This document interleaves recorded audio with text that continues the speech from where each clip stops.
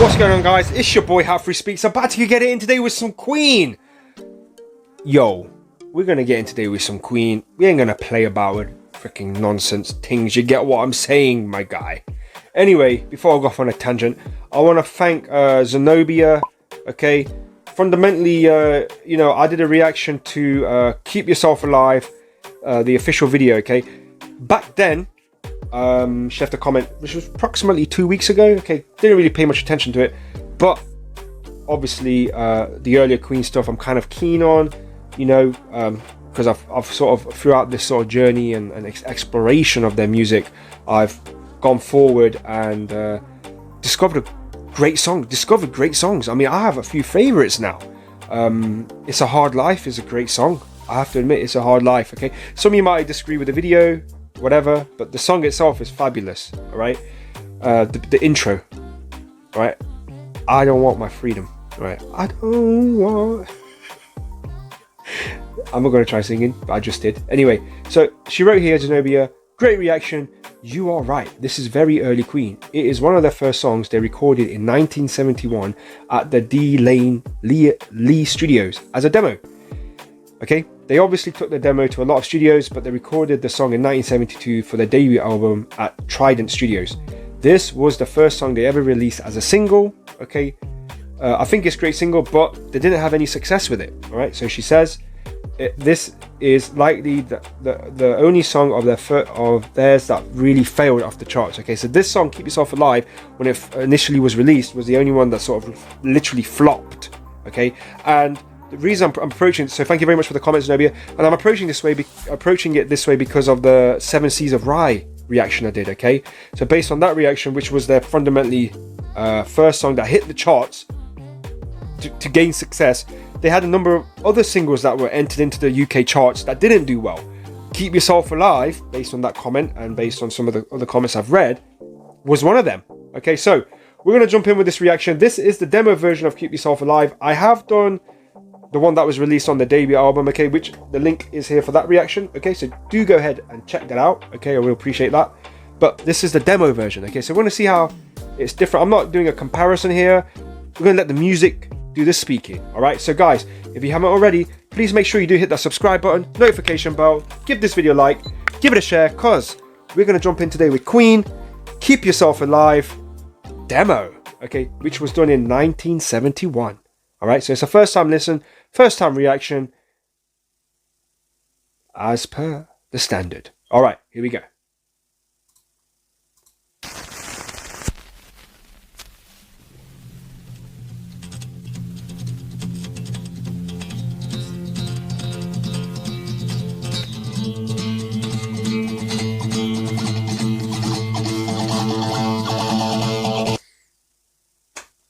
They've been doing this from the start. They've been doing this panning malarkey, that's a compliment, from the start, from the get.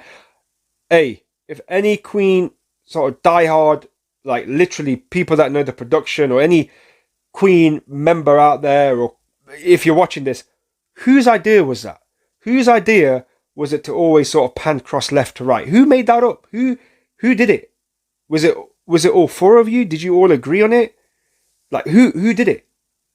Because that is something I personally really like. It's a production technique. It's sometimes you don't do it because it comes across as shabby. You know what I mean? It's like, oh, something's off here, something's off. But they've done it deliberately, and they've been doing it from the demo. So this is a Queen sound. You heard it here first, kind of vibe. This is a Queen sound, but I'm very keen to know who championed it. Okay, I am aware. Was it Brian? He was in a band prior to Queen. I think Roger may have been. So I'm interested to know if they had that element of that sound being done. If they didn't, then it could be a John or Freddie Mercury influence that sort of prevails, the sort of Queen notion of sound, where it sort of pans the ears and plays with the headset. But anyway, that's just something I'm intrigued with. If you know who was the person that created that kind of vibe to make sure that's the Queen signature sound, I'll be happy to know, because it really gets me excited when I hear that kind of thing. We'll go back a bit so you guys can pick it up. Hopefully your headphones are in. Let's jump in.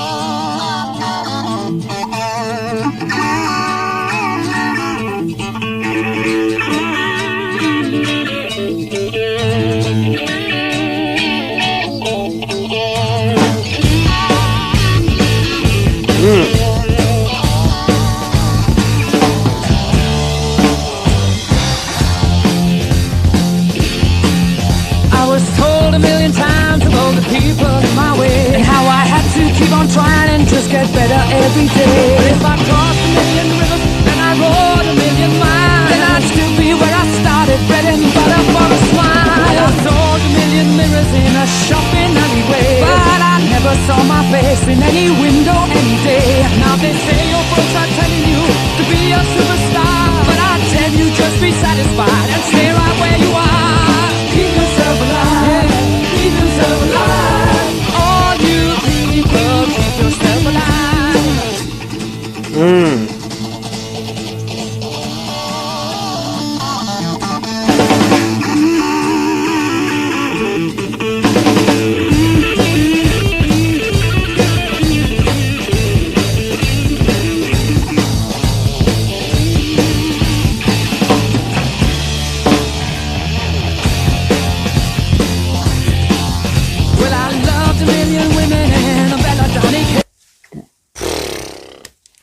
Jeez, man.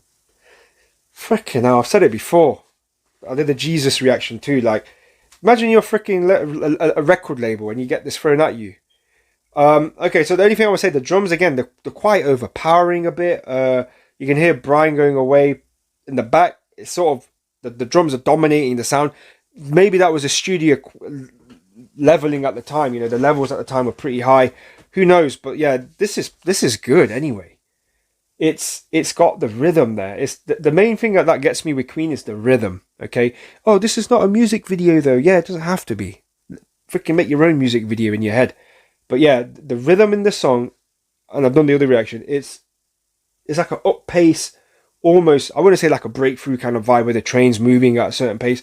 But yeah, it's propelling you. It's propelling you with the song. You know what I mean? And it just abruptly stopped. And it continued again. Okay, I'm going to go back a bit where it kind of stopped. And then we'll go back in with the beat. All right. So yeah, it's got the rhythm. It's got everything there.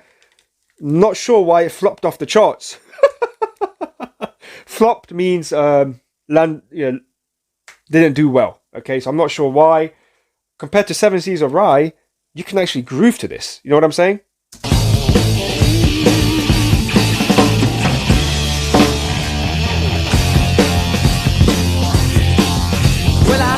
A million women and a belladonna case, and I ate a million dinners brought to me on silver trays. Give me everything I need to feed my body and my soul, and I'll go a little bigger than that can be my goal. I was told a million times of all the troubles in my way, how I had to keep on trying and get better every day. But if I crossed a million rivers and I rode a million miles, then I'd still be where I started, same as when I started.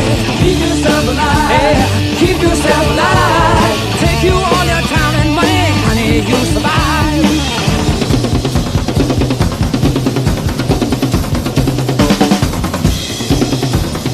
Wow.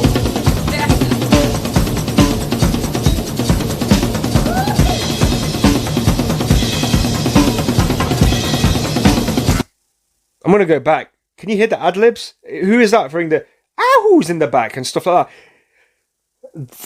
Exactly what I said. I mean, compliment Roger here with his drum playing. Exactly what I've effing been saying from the start of my reactions. Exactly what I said. These musicians were authentic from the earlier stuff. This is this is demo stuff. Listen to their sound. Listen to the style, the demeanor, the personality in the music.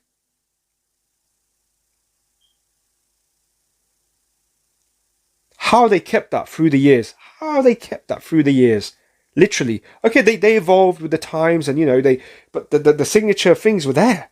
You know what I'm saying? Again, try to understand that, during that time why it flopped. This is groovy. This is good.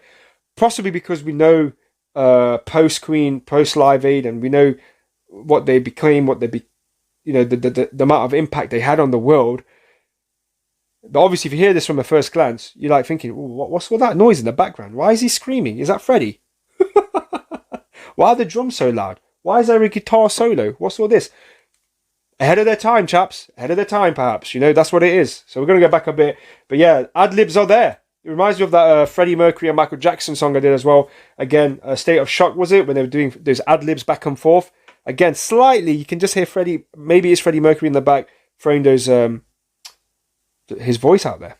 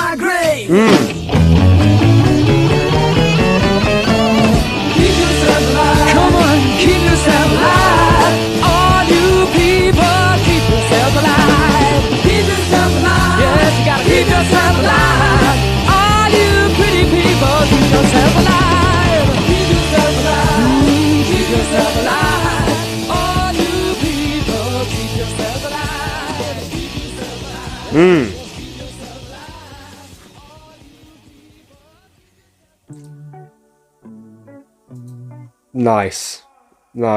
Hey man, you answered my question. Why on earth did that flop? Off the charts, and the Seven Seas of Rye, made it. Anyway, that's music. Sometimes it's a funny old game, you know. Sometimes the masses sort of lean towards one way or the other. But with that being said, all you pretty people out there, do keep yourself alive. All right, I'm not making fun of the situation we're in with COVID. Okay, it's just coincidence. Anyway, great song, 1971 demo done at the studio. But yeah, I guess it's something that I'm glad they released it. I'm glad they redid it and released it and put it onto their album as well. But awesome demo. Not much different from the original, slightly. Fundamentally, obviously, the instruments are more clear as crystal. That the sound is there with the final version of it. But yeah, if this landed on my laps, and I was in that studio or the record label office, and this landed in my laps, hindsight's a bitch. That's what people say, right? Hindsight's a bitch. If you knew what was going to happen, do excuse my language. If you knew what was going to happen, then yeah, but it's the same thing with their manager as well. Early on, who they got rid of, who was just a greed mongering, money hungry kind of freaking rat, or freaking, that geezer with his, taking the band's money and buying himself a Rolls Royce. Okay, those kind of things like that can dishearten a band from the start. But the fact was, these four musicians didn't give up. They didn't give up despite that. Okay, because when you're making music and when you're being creative, you're wearing your heart on your sleeve. You're out there exposing yourself pretty much naked, right? You can get laughed at, you can get mocked, you can get insulted, you can get loved. All right, fundamentally, that's what you want. You want to be loved as a musician, all right, so to speak. All right, I don't know any musician out there who doesn't do it not to be loved, because you make music, you want to create, you want to put it out there, right? Not to be ridiculed. Queen did that. The fans spoke. They gave them their music, and then at the same time, management or their manager at the time was freaking opportunist, taking money here. Here you go. Here's a tuppence, guys, for your troubles. I'm going to keep this amount here on this side, and you guys are going to get this much here. Split that 4 ways too. You know what I mean? It's ridiculous. But anyway, again, amazing. I'd love to have been in that record label office where they visited and be like, and Freddie Mercury coming up to you with all four of them. The golden age, right? When they all four young Queen members come up and say, "This is our demo, sir. Do you mind giving it a listen? Can I just sign your record contract right now, please?" If only. All right. Anyway, guys, that was my reaction. Make sure you are staying safe out there, and I'll catch you on the next one. Peace.